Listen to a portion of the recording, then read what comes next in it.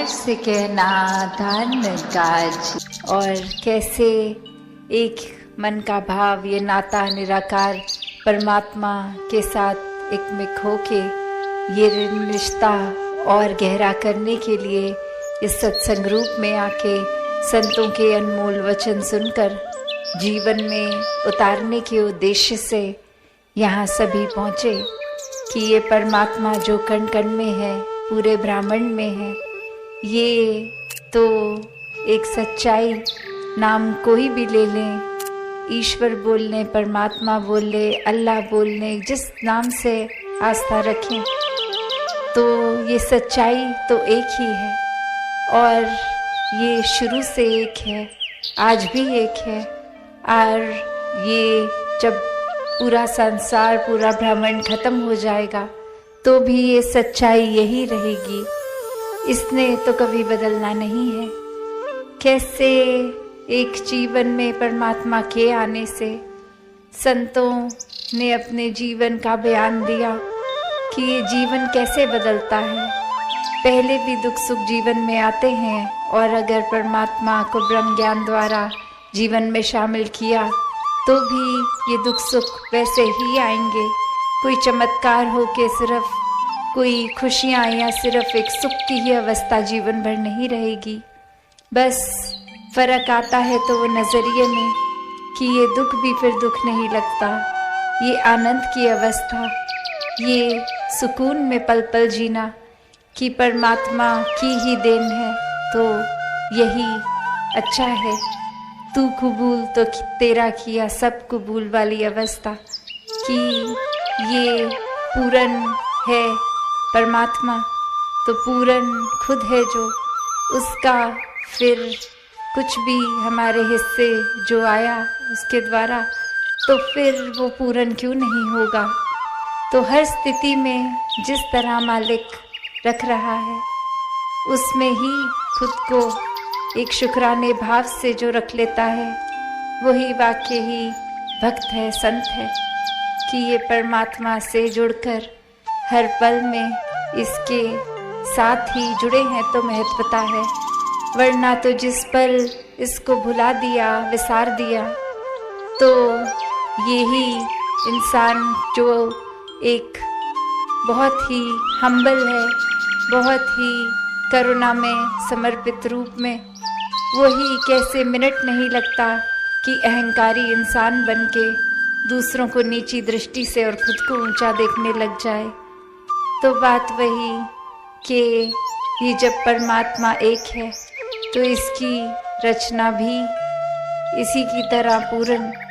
और हर एक का चाहे स्वभाव अलग, चाहे हम वो कुदरत में भी देखें कि जो पेड़ का स्वभाव है छाया देना, फल देना, ऑक्सीजन देना, वो नदी का तो स्वभाव नहीं है। नदी का तो काम बहते जाना है, एक सूरज का काम रोशनी देना है। ऐसे हर चीज़ जो भी इस परमात्मा ने बनाई है उसको अपने निर्धारित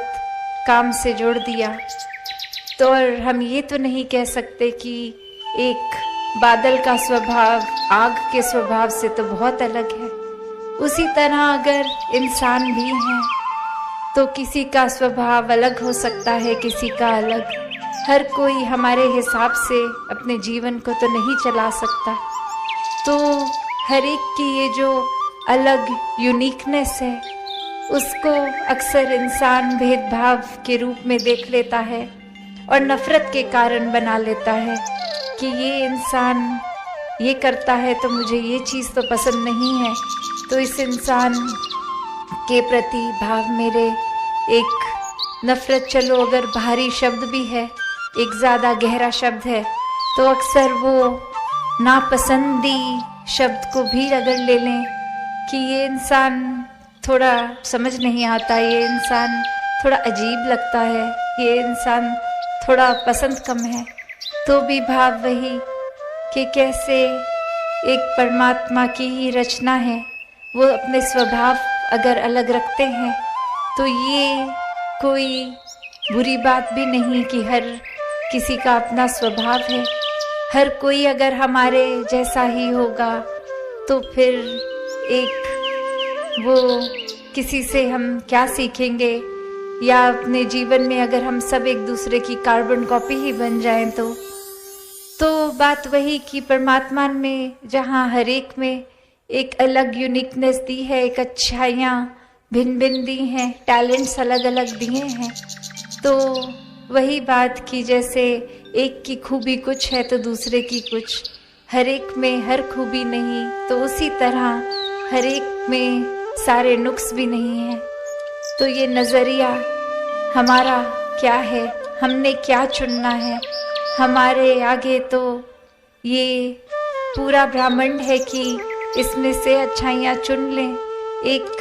सिखलाइयाँ जो इस परमात्मा ने चाहूँ और रखी हैं, वो हम क्या चुनते हैं, और सिर्फ एक हमारी नज़र क्या पकड़ रही है। क्योंकि जहाँ अच्छाई है और बुराई है तो हमारी नज़र वो इंसान के किरदार की बुराइयां कमियों को ही देख रही है, या उस इंसान के अंदर क्या अच्छा है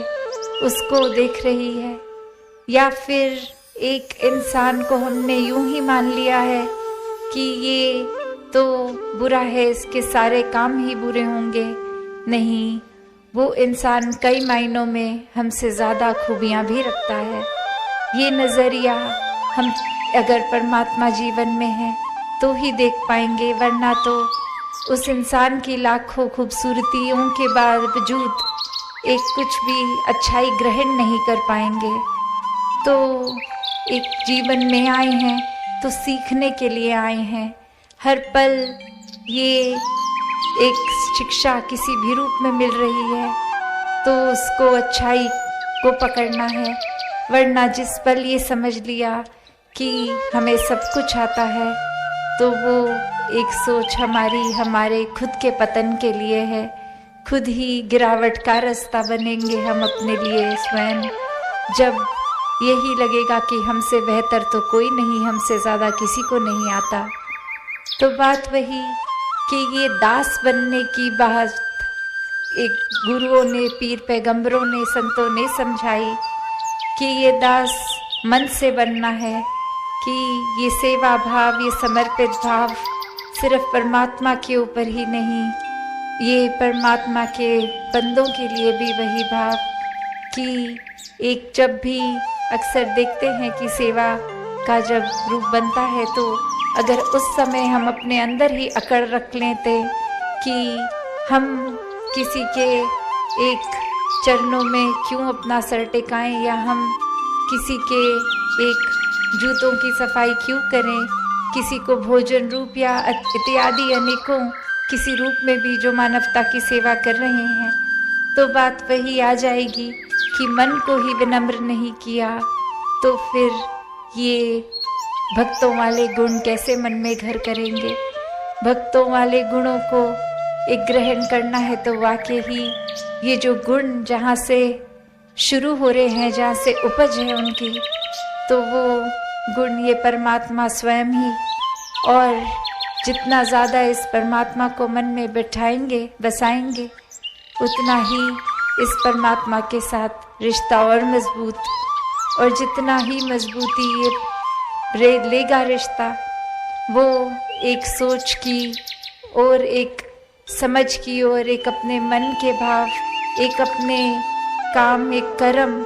हर कोई फिर एक सही दिशा की ओर ही रहेगा, एक चैनलाइज्ड रहेगा। तो यही बात भक्तों ने हर समय समझाई कि हम अपने जीवन में चाहे एक संसार है तो ये गंदगी भी है, पर वो गंदगी का ग्रहण नहीं करना। एक जैसे हम अक्सर जानवर को भी देखते हैं कि एक अगर बहुत ज़्यादा कूड़ा भी कहीं पड़ा है, कचरे का ढेर है, पर उसी कचरे के बीच में कोई फल गिरा हुआ है, तो वो जानवर वो जाके वो कचरे में इधर उधर फरोल के उस कचरे को, वो खाने की साफ चीज़ को ग्रहण कर लेगा और बाकी कचरे को छोड़ देगा। उसी तरह एक अगर हर चीज़ हमारे सामने भी संसार रूपी माया में ये परोसी जा रही हैं, तो क्या ग्रहण करना है उसका चुनाव हमारा, और ये सही चुनाव सिर्फ इस परमात्मा को अगर साथ रखेंगे तो ही हो पाता है, क्योंकि परमात्मा तो एक पल भी किसी से दूर नहीं है। जो दूरी बनाई वो हमने बनाई, हम ही भूल गए, हमने ही एहसास खो दिया। ये अक्सर संसार में जिस तरह कहा जाता है कि परमात्मा से भय का रिश्ता रखो, पर एक बात को गहराई से देखें तो परमात्मा से भय का रिश्ता नहीं, प्यार का रिश्ता रखना है। क्योंकि जिससे प्यार होता है उससे तो फिर एक ये रिश्ते में फिर अपने आप ही एक बातें मानने की भी बात आती है कि जो जो सिखलाई संतों की है इस परमात्मा पे आधारित, तो अगर प्यार ही है ये रिश्ते की नींव, तो फिर प्यार में तो खुद को गवा के हर कुछ किया जाता है। तो बात वही कि ये परमात्मा भय नहीं, प्यार है।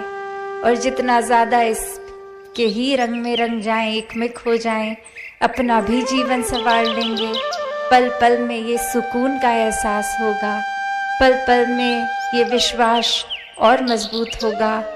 पल पल में एक ये आनंद की अवस्था होगी कि फिर फर्क ही नहीं है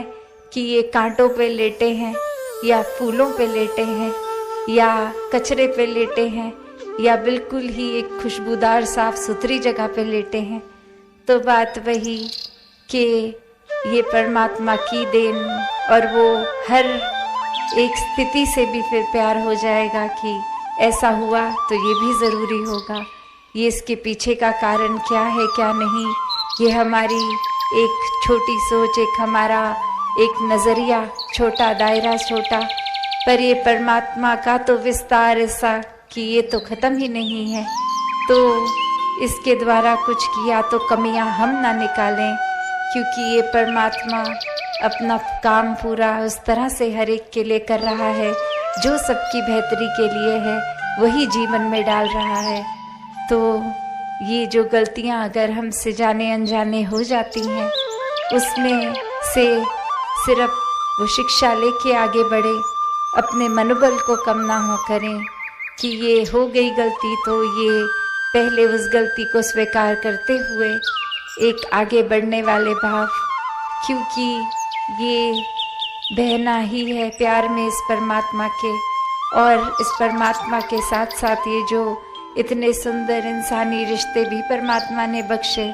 उसमें भी कभी घर परिवार में नोक झोंक हो जाती है, तो वो बात को इग्नोर करना जाने